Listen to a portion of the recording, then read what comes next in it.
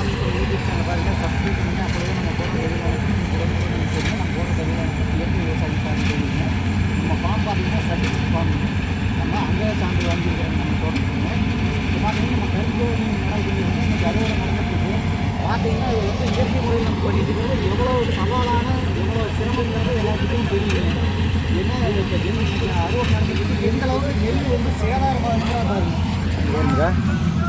இங்கே பாருங்கதா எவ்வளோ சேதாரங்க பாருங்க, அப்படியே கூட்டி அள்ளலாம். ஏன்னா மழையின் இயற்கையின் சீற்றங்கள்னால இது மாதிரி ஆகி போச்சுங்க. இங்கே பாருங்க அப்படியே ஏதாவது கூட்டி எல்லாம் எவ்வளோ இது அப்படி ஒரு இதுங்க.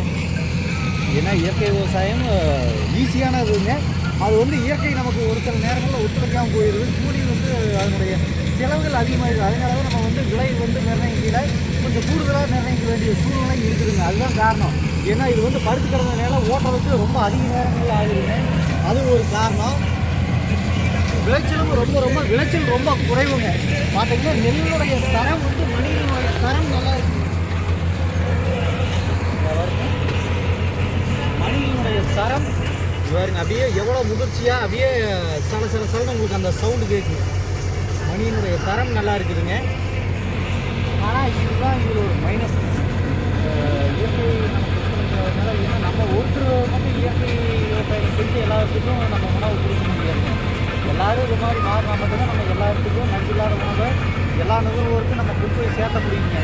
அது மாதிரி நிறைய பேர் வந்து பல பட்டை தீட்டப்பட்ட அரிசியில் வாங்கி சாப்பிட்டு அதுதான் நல்லதுன்னு சொல்லிட்டு இருக்காங்க. ஆனால் உண்மையிலேயே இது வந்து கருப்பு தோணி வந்து மிக சிறப்பான அரிசிங்க. நம்ம அதுதான் 10 ரகங்கள் நட்டுருக்காங்க. நம்மகிட்ட எல்லா பாரம்பரிய ரகங்களும் கிடைக்கும் அரிசிகளுங்க. நம்ம எல்லாமே மதிப்பு கூட்டல் பண்ணி அரிசியை தான் நம்ம சொல்கிறோம். அதனால தான் நமக்கு வந்து ஒரு கட்டுப்படியாது இல்லைன்னா இன்றைக்கி வந்து இயற்கை விவசாயத்தில் நம்ம ஜெயிக்க முடியாது. அது ஒரு காரணம். நம்மளுடைய நோக்கமே வந்து எல்லாத்துக்கும் நஞ்சில்லாத உணவு கொடுக்கணும், எல்லோரும் நலமோடு வாழணுங்கிறத நம்மளுடைய நோக்கம். அதனால் எல்லாருமே அந்தந்த பகுதியில் இருக்கிற இயற்கை விவசாயிகிட்ட உருவாக்குங்க. அந்த பகுதியில் இருக்கிற இயற்கை விவசாயிகளை ஆதரிங்க. அப்படின்னா அவங்களும் வந்து உற்பத்தி பண்ணுறதுக்கு கொஞ்சம் ஏதுவாக இருக்கும். நம்ம பொருளை தங்குதடை இல்லாமல் சேல் பண்ணுறோம் அப்படிங்கிற அவங்களுக்கு ஒரு மன திருப்தி இருக்கும். வாங்கக்கூடிய நுகர்வோருக்கும் வந்து நஞ்சில்லாத உணவு சாப்பிட்றோம் அப்படிங்கிற ஒரு ஆத்ம திருப்தி இருக்குங்க. நீங்கள் நோய் இல்லாத வாழலாம். அதுதான் எங்களுடைய நோக்கமே. எங்களுடைய நோக்கமே நஞ்சில்லாத உணவு, நலமான வாழ்வு அப்படிங்கிற பணியை தான் நாங்கள் முன்னெடுத்து செஞ்சுருக்கோம். அதனால் எல்லாருமே இயற்கை விவசாயி ஆதரிங்க. இயற்கை விவசாயிகள் நிறைய பேர் வந்து போட்டு பண்ணுறாங்க. இயற்கை விவசாயம் நிறைய பேர் உறுதியாக வந்து இயற்கை இடுபொருளை போட்டு நான் பண்ணுறேன்னு சொல்கிறாங்க. அது ஒரு சிறப்பான விஷயங்க. எங்களுடைய நோக்கமே வந்து எந்த இடுபொருளும் உள்ளே கொண்டு வரக்கூடாது, 0% தான் நம்ம இருக்கணும் அப்படிங்கிறது என்னுடைய நோக்கம். அந்த பணியை தான் இப்போ செஞ்சு இந்தளவுக்கு நீங்கள் வந்து விளைச்சல் எடுத்துருக்கிறீங்க.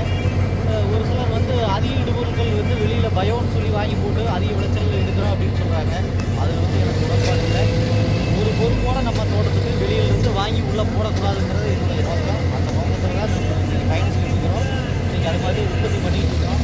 அதனால எல்லாருக்கும் நம்மால் வழியில் பின்பற்றி 0% அப்படிங்கிற ஒரு நோக்கத்தில் நம்ம செஞ்சுட்ருக்கிறோம்.